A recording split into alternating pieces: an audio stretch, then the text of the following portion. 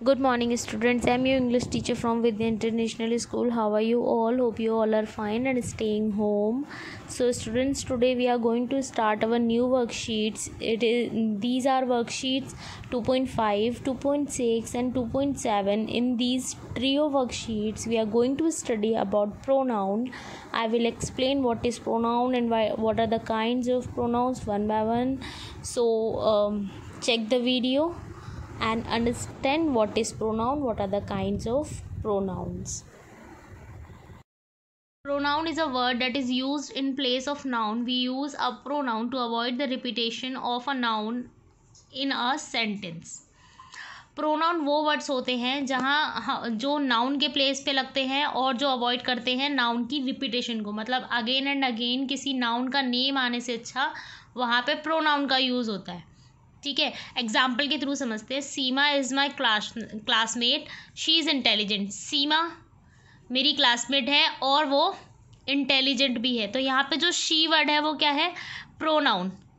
ठीक है, यहाँ पे जो नाउन कौन है? सीमा. सीमा अगर हम ऐसे लिखते हैं Seema is classmate, Seema is my classmate, Seema is intelligent, तो ये क्या होता है? नाउन का रिपीटेशन हो जाता है अगेन एंड अगेन. लेकिन हमें प्रोनाउन में नाउन की रिपीटेशन को अवॉइड करना होता है.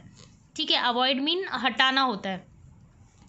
तो हम यहाँ क्या लिखेंगे? Seema is my classmate, she is intelligent. यहाँ जो शी वर्ड है वो सीमा के लिए यूज़ किया गया, नाउन के लिए यूज़ किया. It's called pronoun.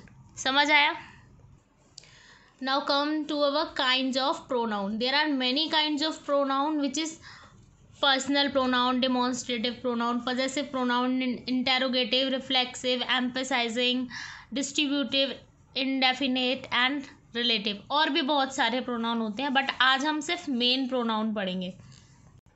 First is personal pronoun. The pronoun I, me, she, her, him, you, we, us, it, they and them come in a place of people, animal or things. So they are called personal pronoun. Okay. किसी का name आना या I, me, she, her ये सब क्या कहलाते हैं? हमारे पर्सनल प्रोनाउन कहलाते हैं. ठीक है.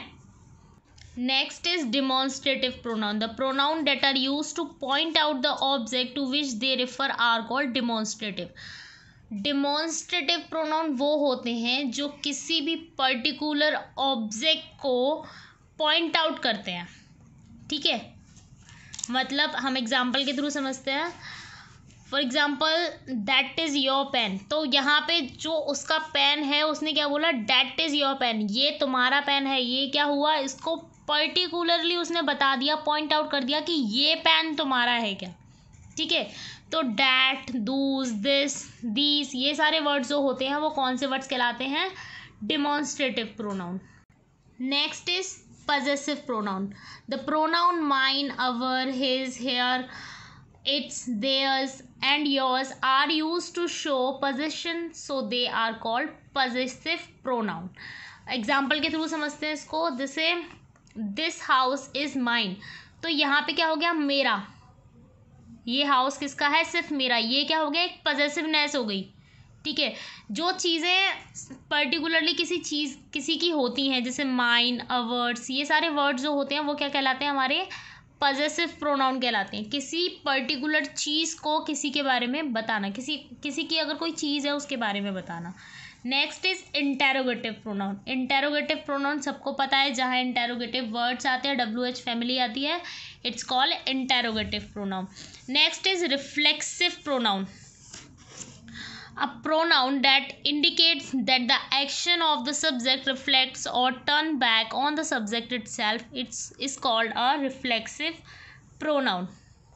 Reflexive pronoun को पहचानने का सबसे अच्छा होता है काम को खुद करना. ठीक है, मतलब किसी को कोई काम करना है वो उसको खुद से करेगा, वो क्या होते हैं? हमारे रिफ्लेक्सिव प्रोनाउन होते हैं. ठीक है, जैसे it self, him self, my self, your self, them self, our self. तो ये क्या उन्हें खुद से करना है. ठीक है, हम किसी के भी बारे में बताते हैं, अपने सब्जेक्ट के बारे में बताते हैं, तो जो हमारा सब्जेक्ट है उससे वो काम खुद से ही करना है. It's called reflexive pronoun. Indefinite pronoun. Pronoun that do not refer any person in particular are called indefinite pronoun. Indefinite pronoun वो होते हैं जो किसी पर्सन के बारे में पर्टिकुलरली बताते हैं, ठीक है। मतलब कि सब्जेक्ट ने कोई भी बात बोली तो किसी पर्टिकुलर इंसान के बारे में बोली, ठीक है, किसी का नाम लेके या किसी का पर्टिकुलरली बोली। जैसे कि किसी उसने बोला सबके लिए, तो वो ऑल का वर्ड, ऑल का यूज़ हुआ, इट्स कॉल्ड इंडेफिनिट प्रोनाउन।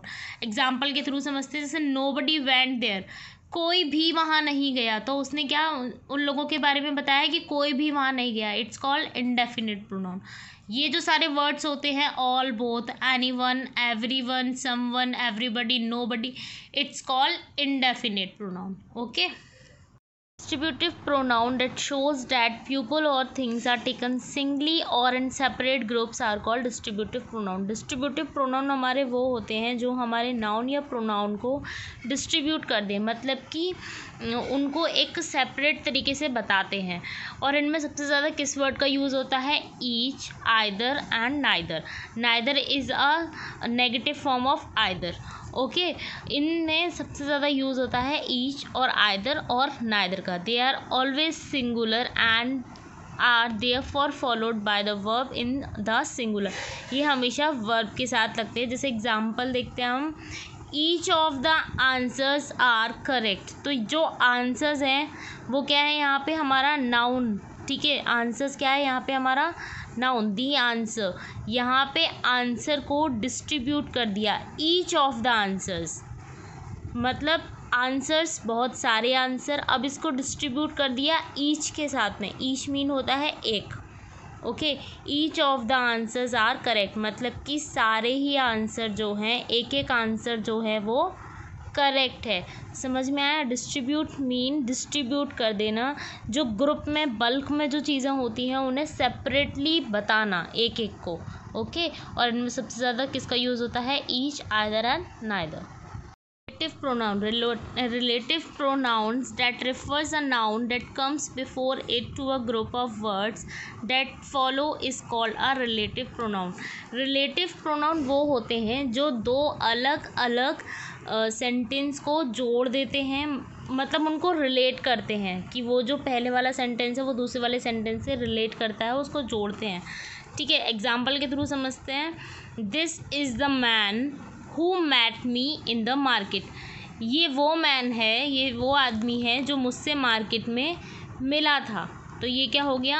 इसने मतलब इस वाले सेंटेंस ने इस वाले सेंटेंस को रिलेट कर दिया, मतलब मिला दिया। और इसमें सबसे ज़्यादा यूज़ किसका होता है? इंटेरोगेटिव वर्ड्स का। तो आप कंफ्यूज मत होना, अगर हु, हुज़ वगैरह आ जाए तो ये नहीं समझना कि ये इंटेरोगेटिव है। अगर वो मिड में आ रहा है और वो दो अलग अलग सेंटेंस को आपस में मिक्स मैच कर रहा है, मतलब जोड़ रहा है, तो मतलब वो रिलेटिव है। और अगर पहले आ जाए या क्वेश्चनिंग हो आपसे तो वो होता है इंटेरोगेटिव। बट अगर मिड में आ जाए और दो अलग अलग बातों को जोड़े तो वो होता है relative pronoun. Now what you have to do, you have to solve these trio exercise one by one. Worksheet 2.5, worksheet 2.6, 2.7, and if you have any problem, if you do not understand anything, you can call me, you can message me on my WhatsApp. I will clear your doubts and solve these worksheets one by one in your English language notebook, or if you have your books, you can solve these exercise in your book also. Now stay home, stay safe. Thank you.